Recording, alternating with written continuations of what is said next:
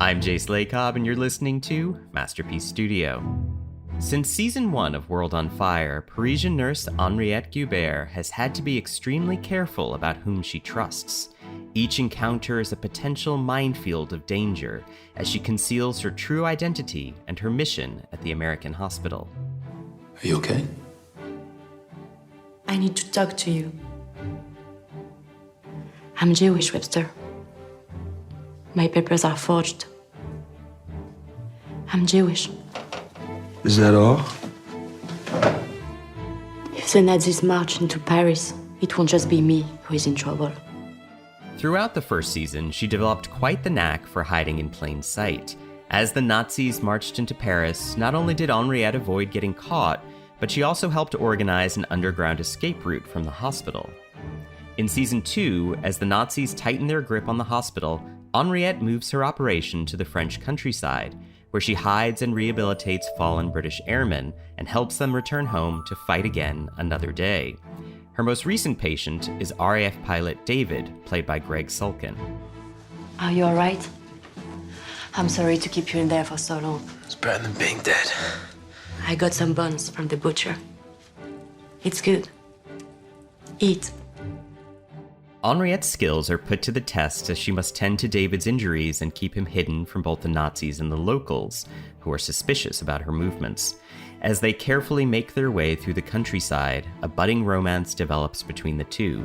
But such sweet things never last in times of war. It is time. Are you sure? One flashlight. I saw. We don't have long. No. I mean, are you sure we don't just run and disappear? I am sure. Actor Eugénie Derouand joins the podcast to discuss trust, deception, and what drives Henriette to take these enormous risks. This week, we are joined by World on Fire star Eugénie Derouand. Salut, bonjour. Bonjour. Ça va? Ça va et toi? Ça va bien. Henriette was introduced in series 1 of World on Fire, but as a sort of adjunct or companion to Webster's larger story. But in series 2, however, she moves into the foreground. What did you make of the increased focus on Henriette in series 2? The script for season 2 made me really, really excited because it focused a lot more on Henriette's character. And I always thought Henriette was complex and interesting. Her story fascinated me. And this focus in this season is more on France and the French resistance. And Henriette is part of this group and plays a big role in helping people escape from the Nazis. We see her taking bigger risks, but even though it's dangerous, she continues with her mission. And she can't stand by and watch injustice and suffering. This season allowed us to see Henriette's world and understand how strongly she believes in her cause. I think it also shows us the softer side of her character. I love the relationship that develops between Henriette and Albert, who passes information from one another at the camp. It's Henriette who tells Albert that Webster has made it back to the States. What did you make of the rather interesting bond between Henriette and Albert? Henriette and Albert have a special connection and trust each other completely. And they have to trust each other as they share a dangerous secret.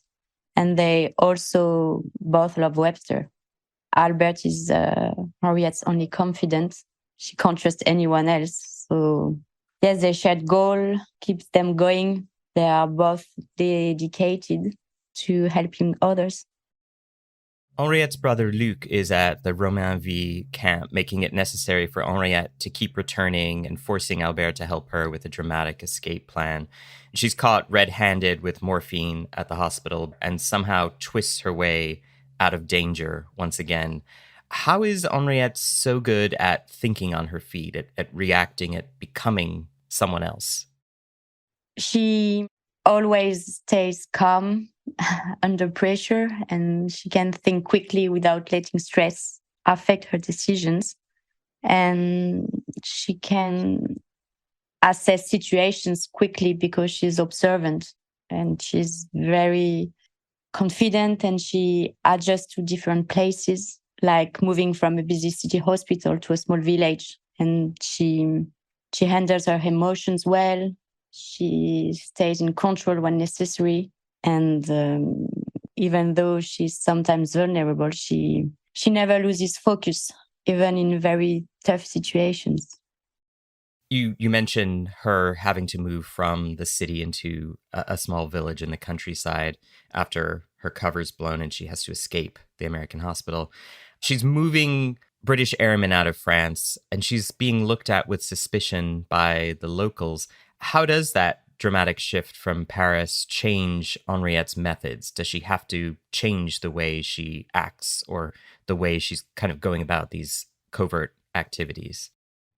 Yes, in Paris, Henriette was a little safer because she could easily disappear in the crowds, and the busy hospital meant she could hide easily. And her position as a nurse meant she was in charge. She could act with authority and do things without attracting attention or being questioned much. And in the countryside, she had to be very careful because people were suspicious of strangers.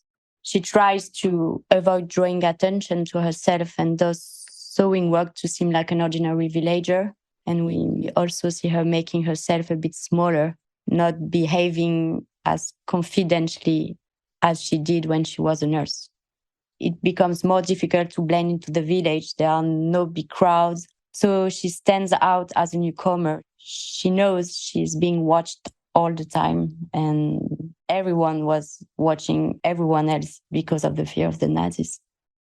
It's in episode 4 where Henriette crosses paths with RAF pilot David, whom she discovers unconscious and wounded in the countryside. What does Henriette make of David initially? Henriette, for me, sees him as someone who needs safety and her help, and both of them are in danger. So she's a nurse first, and David is her patient. That's her main focus. And she understands she has to treat him quickly so he can be taken to a safe place. I love that their first scene together is her fixing his dislocated shoulder, something she's never done on her own before. It's intense, and they need to be quiet lest they're discovered. You have an infected wound and a dislocated shoulder. I'm sorry, I don't have any morphine. I'll be all right. No, you don't understand. You mustn't make a sound. There are ears everywhere. The scene also contains glimmers of humor and even romantic tension. How did you interpret their first scene together? This scene shows us more of how capable and confident Henriette is, and how she just does what needs to be done, no matter what.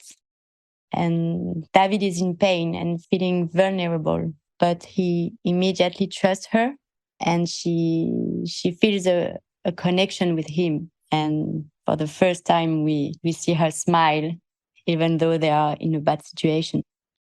Henriette is angrily confronted by an older French woman who has heard rumors of British airmen in the woods. Henriette claims to be a seamstress, but she knows she can't stay here. What does she make of this woman's fear of her insistence that they'll all be shot if the Germans discover someone helping the British?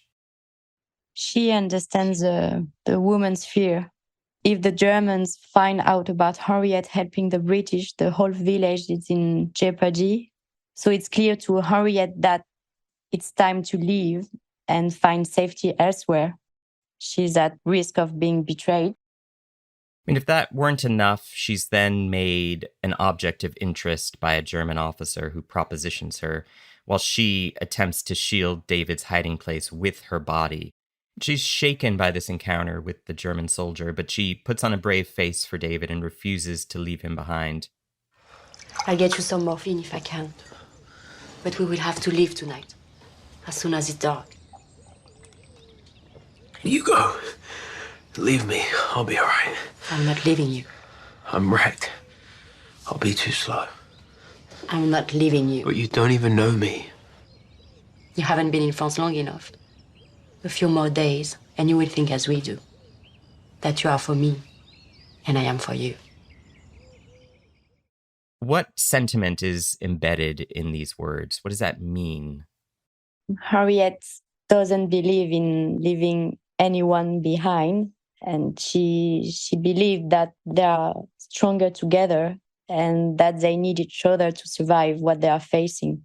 For her, it's not just a choice, it's the way it is, and their unity will help them overcome whatever challenges they have to face. They're hidden in a truck, but nearly discovered, and in the dark, they grip each other's hands, trying to stay silent. What does this human contact mean to Henriette? What does David so quickly come to mean to her? Is he a lifeline in this moment? Yes, it's more than just a physical contact. It's David becomes her strength. She can lean on someone else, even if only for a little while. And leaning on him in the truck shows us a rare moment of when she can get comfort and safety, which she hasn't felt since we met her. Before this next question, a brief word from our sponsors.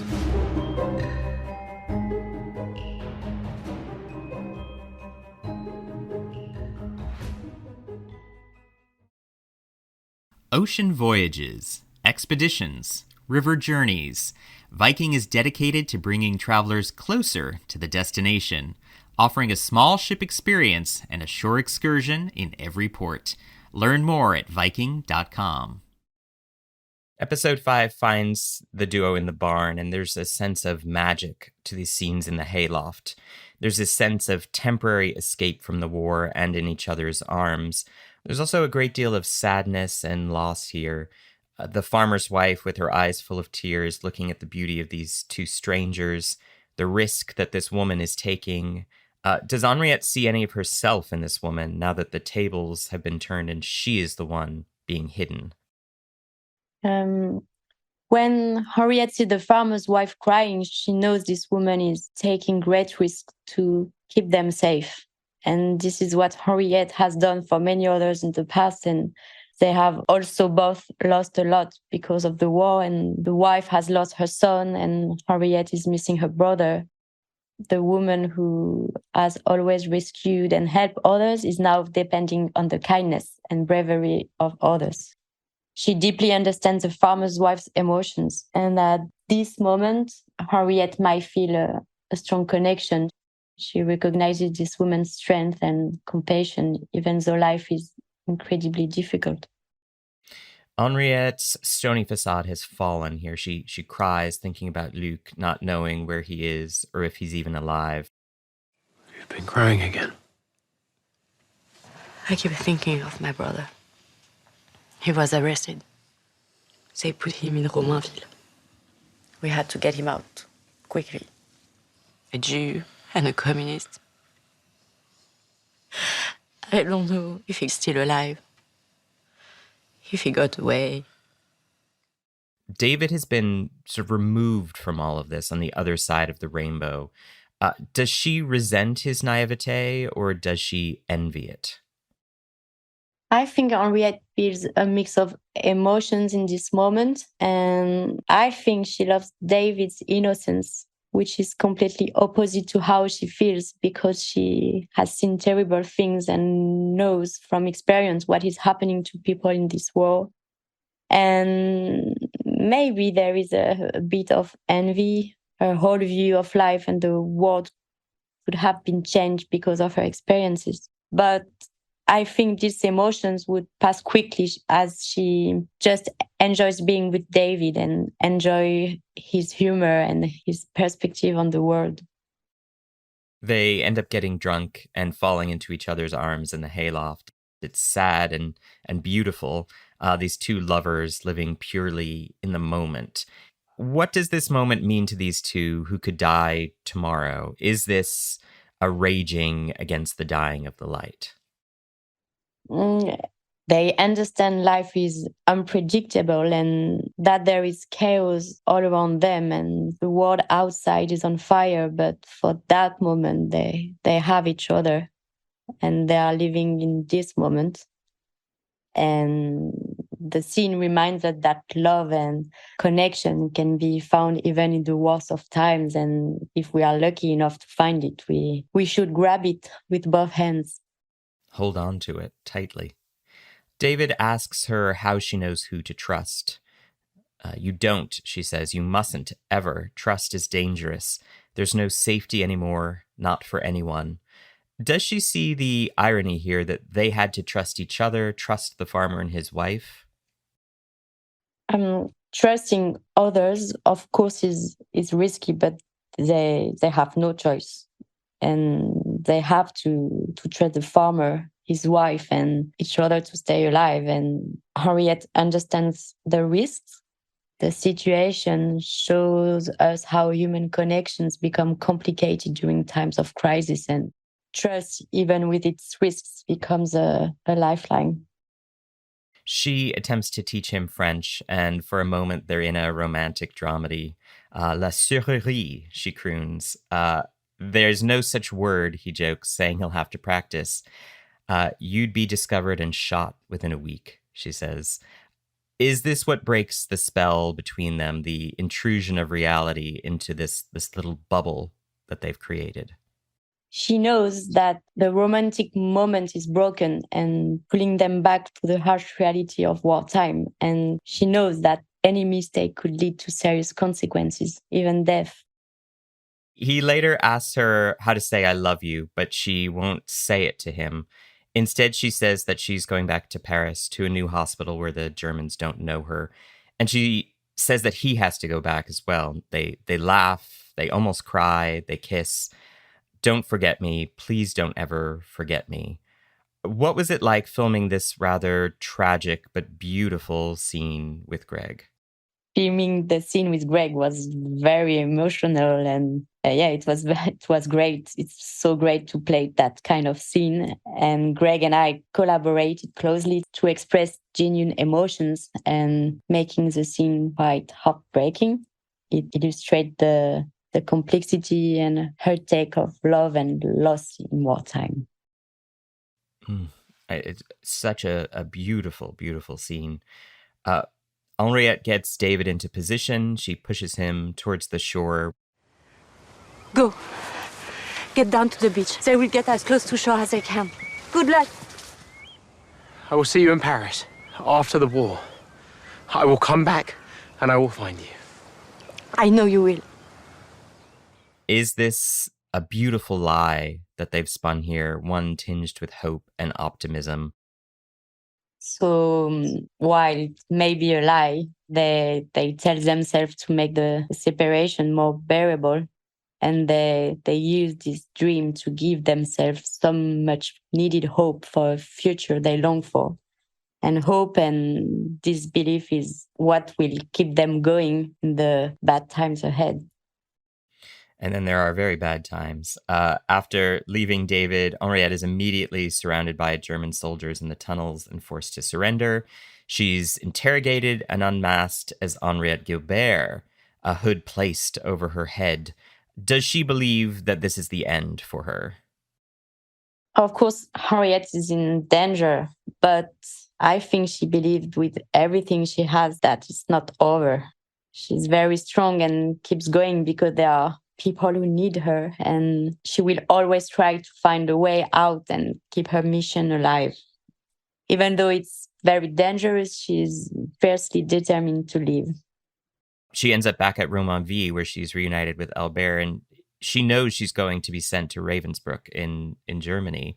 And he says, if you go into that camp, you aren't coming out. Did meeting David sort of change her perspective, change that drive, or is she just as driven as ever to do what she needs to do in order to survive? Henriette has always been driven and motivated by her courage and strength, and she has a strong will to survive. And before she met David, her whole focus was on what she could do for others and what she felt she had to do for others. But when she was with David for the first time, she could give in to her own needs and feel her own emotions. And I think she begins to see the possibilities of a life after the war. Love might be possible. And David is a way of reconnecting with that side of her. And it's almost as if being with David gave her new determination and strength and gave her what she needed to keep going. Albert helps her with preparations with bribes. He gives her a weapon which she conceals under her bandage. Good luck, he whispers. And this is the final image of Henriette we're left with. What did you make of this image when you read the script for this episode, this final image of her standing here? I was very worried about Henriette's future and thinking about what might happen to her. And as she walks away, she looks afraid but confident and already thinking about how to escape. Albert has given her a weapon and something to bribe with, and I really hope she uses them. I know that Henriette is strong and she will keep fighting until the end, no matter what happens. And I know she will never give up, no matter what happens. Well said. Eugénie Derouand, mille merci. Merci. Merci à vous.